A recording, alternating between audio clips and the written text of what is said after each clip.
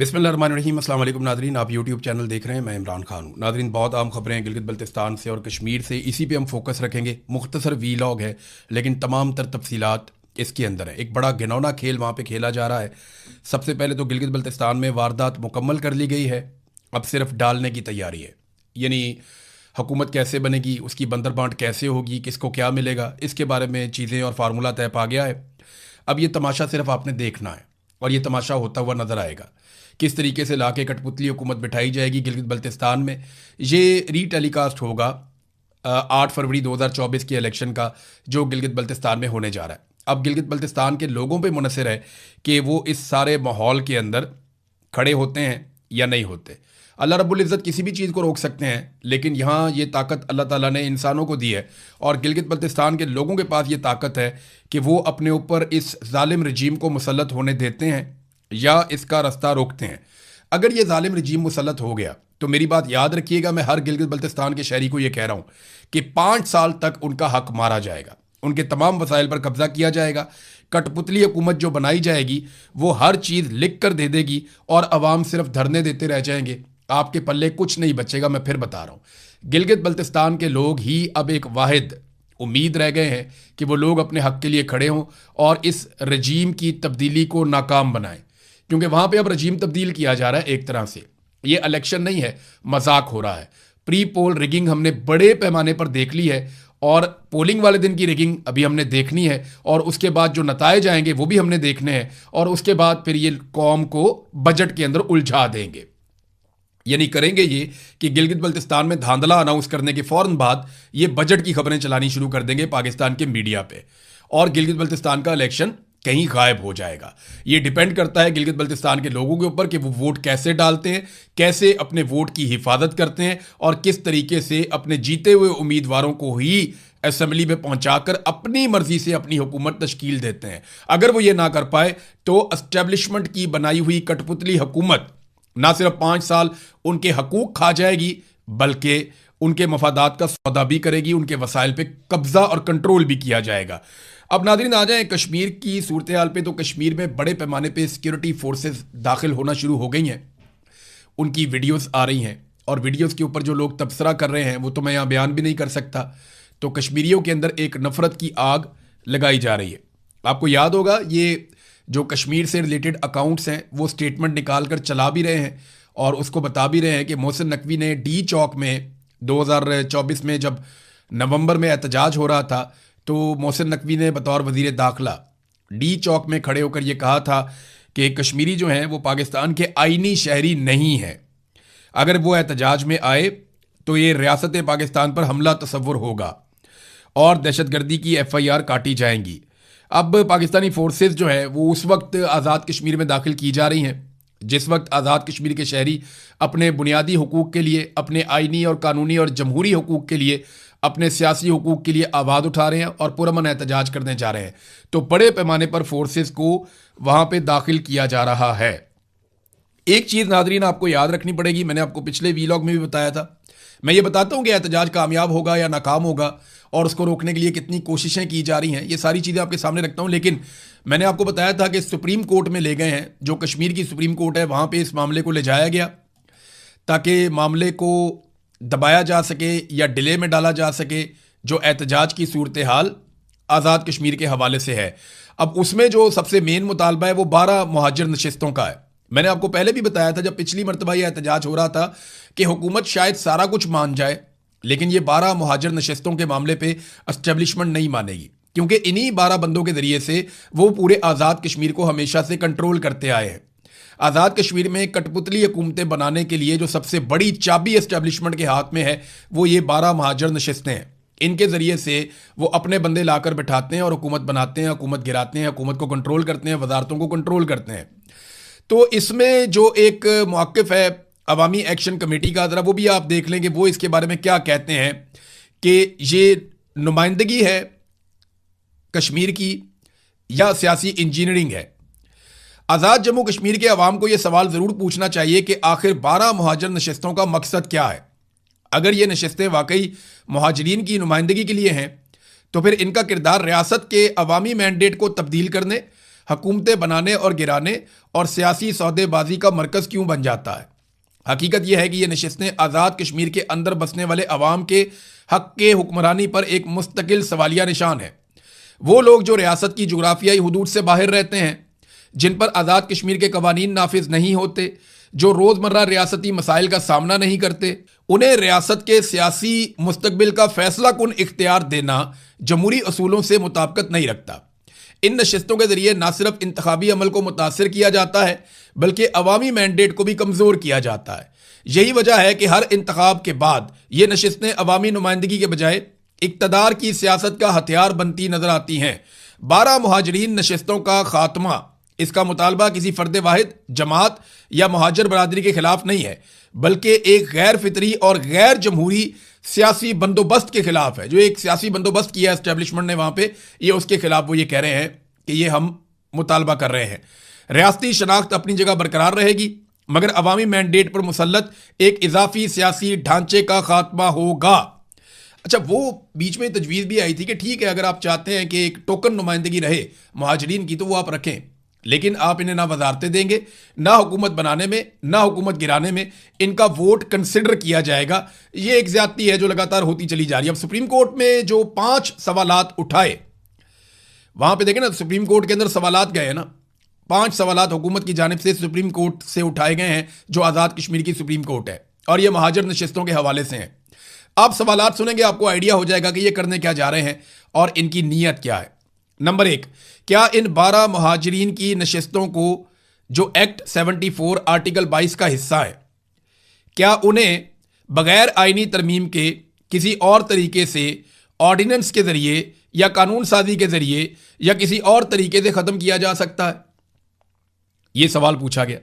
देखिए, आईनी तरमीम तो मसला ही कोई नहीं है। सारी जमातें इस वक्त एक ब्रिगेडियर के कंट्रोल में, वहां से ऑर्डर आ जाएगा और फौरी तौर पे आईनी तरमीम हो जाएगी। यहां पाकिस्तान में हमने आईनी तरमीम होती हुई नहीं देखी, तो ये तो 10 मिनट का काम है। अगर नशिस्तें खत्म होनी हो 10 मिनट के अंदर हो जाएंगी, पहला सवाल। दूसरा, मौजूदा असम्बली जो तकरीबन अपनी आईनी मुद्दत पूरी कर चुकी है और एक ऐसे लम्हे जब इंतखाबात होने वाले हैं, क्या वो आइन के अंदर इतनी बड़ी तब्दीली करने के मजाज हैं? ये सवाल पूछा कि आईनी मुद्दत ही पूरी कर दी है हमारी असम्बली में। उन्होंने ये सवाल पूछा सुप्रीम कोर्ट से कि हमारी असम्बली तो तकरीबन पूरी हो गई है, तो क्या हम एक और आईनी तरमीम कर सकते हैं? जनाब, आप अपनी मुद्दत के आखिरी दिन भी, जब तक आपकी हुकूमत बैठी है, जब तक आपकी कैबिनेट बैठी है, आप पूरे मुल्क के फैसले कर रहे हैं, एक आईनी तरमीम आप नहीं कर सकते।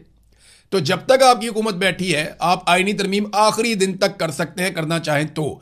एक और बड़ा दिलचस्प सवाल उन्होंने पूछा सुप्रीम कोर्ट से कि ताकत, धमकी या एहतजाज के जरिए हुकूमत को ऐसी तब्दीली करने पर मजबूर करना, क्या वो आइन के मुताबिक है या आइन को कमजोर करने के मुतरादिफ है? यानी ताकत के जरिए क्या मतलब है? अवाम की एक ख्वाहिश है, अवाम एहतजाज के जरिए आपको बता रही है भाई अवाम की तो ताकत होती है, इक्तदार तो अवाम का है, वो तो आपको अमानतन मिला है, तो अवाम जो फैसला करेंगे आपको वो करना पड़ेगा। अच्छा, चौथा उन्होंने सवाल किया सुप्रीम कोर्ट से। अच्छा, ये सवालात इसलिए किए हैं ताकि सुप्रीम कोर्ट सबको बुलाए। सुप्रीम कोर्ट ने वैसे बुला लिया है और पार्टी बना दिया है सबको, और सबको कॉल कर दिया कि आ जाए, बैठ के बात करते हैं। अब सुप्रीम कोर्ट ये कहेगी जनाब कि हमें बहुत लंबा टाइम चाहिए इसको डिस्कस करने के लिए, आप अपना एहतजाज मुआखर कर लें। तो क्या अवामी एक्शन कमेटी 9 जून का अपना एहतजाज मुआखर कर सकती है?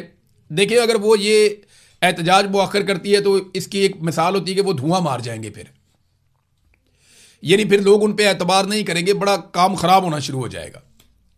अवामी एक्शन कमेटी में ये सोच है कि अगर वो पीछे हटते हैं अपने मुतालबात से, तो अवाम के अंदर एक बेचैनी पैदा होगी और एक मायूसी पैदा होगी, और वो नहीं चाहते कि वो मायूसी पैदा हो। लिहाजा ये भी हो सकता है कि वो कहें हम अपना एहतजाज करते रहेंगे, हम बैठ जाते हैं आगे पुरअमन तरीके से, और सुप्रीम कोर्ट ऑफ पाकिस्तान इसके ऊपर सुन ले। और अगर आपने इमरजेंसी में सुना है तो 24 घंटे 48 घंटे लगातार सुनिए, सुनने के बाद फैसला कीजिए इसके ऊपर, फिर हम अपना फैसला करेंगे। अच्छा, एक और जो सवाल पूछा गया सुप्रीम कोर्ट से वो ये कि ऐसा एहतजाज या तहरीक जो आईनी अमल को मुतासर करे या इंतखाबी अमल को मुतासर करे, ऐसे एहतजाज की सेहत के हवाले से वादे किया जाए जिससे जमहूरियत डी रेल हो सकती है। इसके बारे में राय, डी रेल हो सकती है जमहूरियत। ये बात ना बहुत सारे ओवरसीज पाकिस्तानियों को भी कही जा रही है।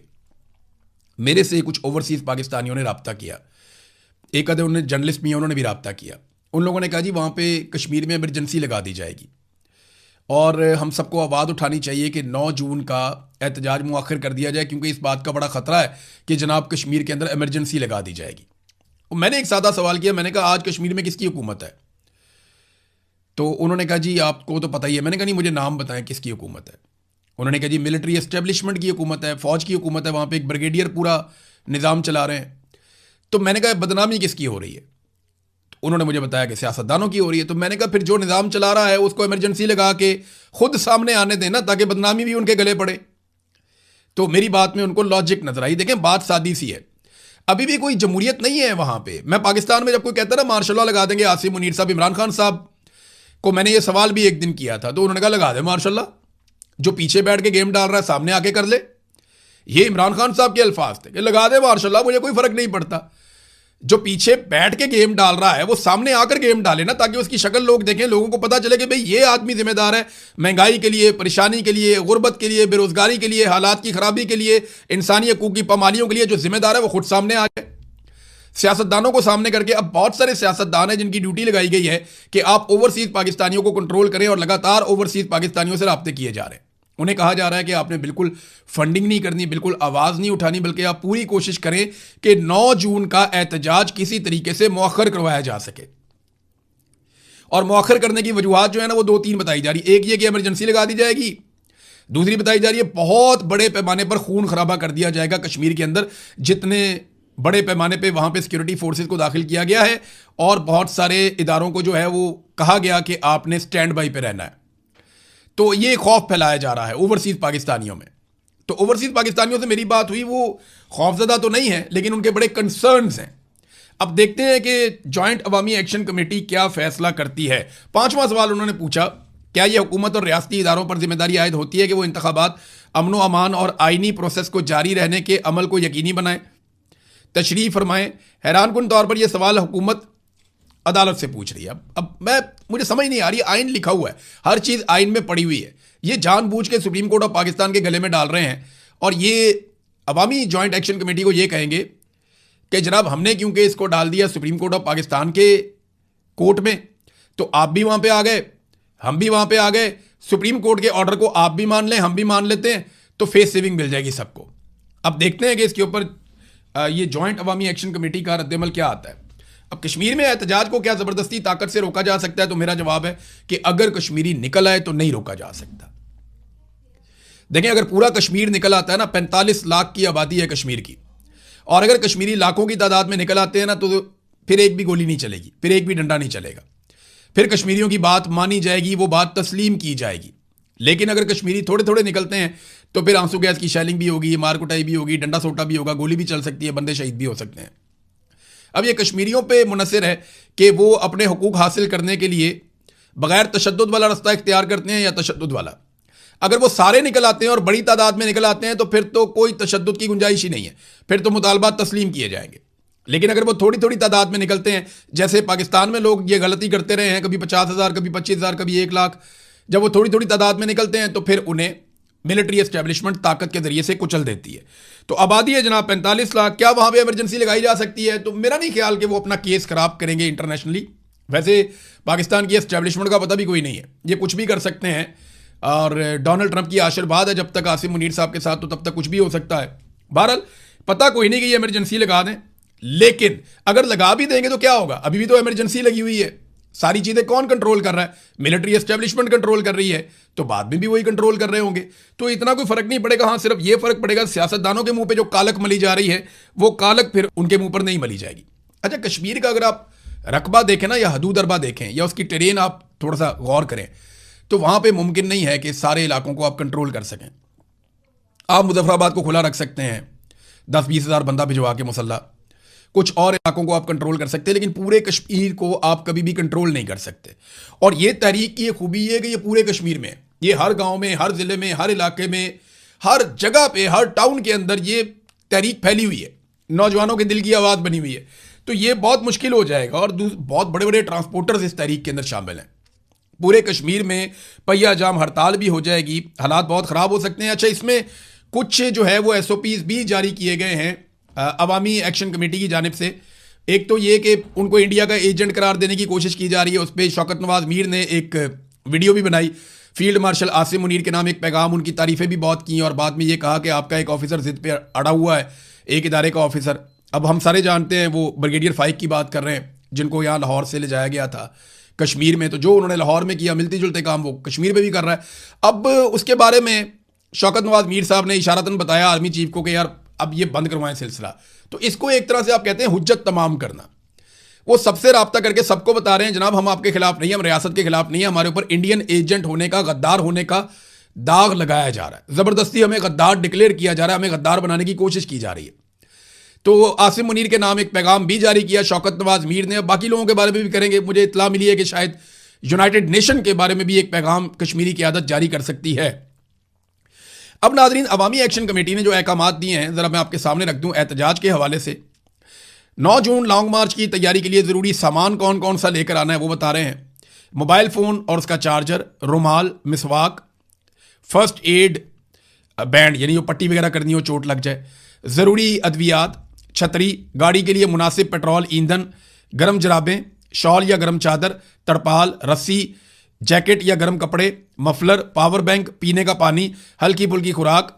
और खुसूसी हदायत ये की गई है मौसम के हवाले से और अपने साथियों का भी आप ख्याल रखें और ज़रूरियात के मुताबिक अपना सामान अपने साथ रखें, मुनज़्ज़म रहें और कामयाब लॉन्ग मार्च के लिए ज़बरदस्त तैयारी ज़रूरी है।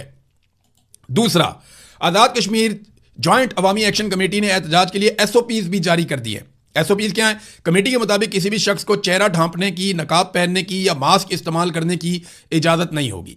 इस तरह कोई भी फर्द अपने साथ किसी किस्म का असलहा नहीं ला सकेगा। एलामिया में कहा गया कि किसी इदारे, सियासी जमात, शख्सियत या रियासत के खिलाफ नफरत अंगेज गुफ्तगू की इजाज़त नहीं होगी। एहतजाज में शामिल अवामी एक्शन कमेटी की मुख्तलिफ टीमें तमाम गाड़ियों का बाकायदा रिकॉर्ड मुरतब करेंगी, जबकि जारी करदा ज़ाब्ता अखलाक की खिलाफ वर्जी करने वाले अफराद को फौरी तौर पर एहतजाज से निकाल दिया जाएगा। हर शख्स अपने साथ अपना शनाख्ती कार्ड रखेगा। अब फॉल्स फ्लैग ऑपरेशन से बचने के लिए भी पूरी कोशिश की जा रही है। नाज़रीन, वैसे मैं आपको एक बात बताऊं, जिस सुप्रीम कोर्ट में यह मुकदमा ले जाया गया आज़ाद कश्मीर की हुकूमत और एस्टेब्लिशमेंट की जानिब से मिल मिला करके कि जनाब ये मुहाजिरों की नशिस्तों का क्या करना है, यही तो असल मसला है, यही तो रोला है। तो ये जहाँ पे ले जाया गया वो चीफ जस्टिस खुद भी मुहाजिर हैं। चीफ जस्टिस राजा सईद अकरम खान साहब जो हैं वो खुद मुहाजिर हैं और उनका ताल्लुक पंजाब से है। अब एक मुहाजिर के सामने आप मुहाजिर नशिस्तों के खिलाफ लेकर चले गए हैं। बहरहाल सुप्रीम कोर्ट से तो उम्मीद यही रहती है कि वो इंसाफ करेगी, लेकिन पाकिस्तान में जैसे अदलिया को कंट्रोल किया गया है, इंसाफ तो नापैद ही हो गया। अब तक के लिए इतना ही। अपना ख्याल रखिएगा, अपने इस चैनल का भी। अल्लाह हाफिज़।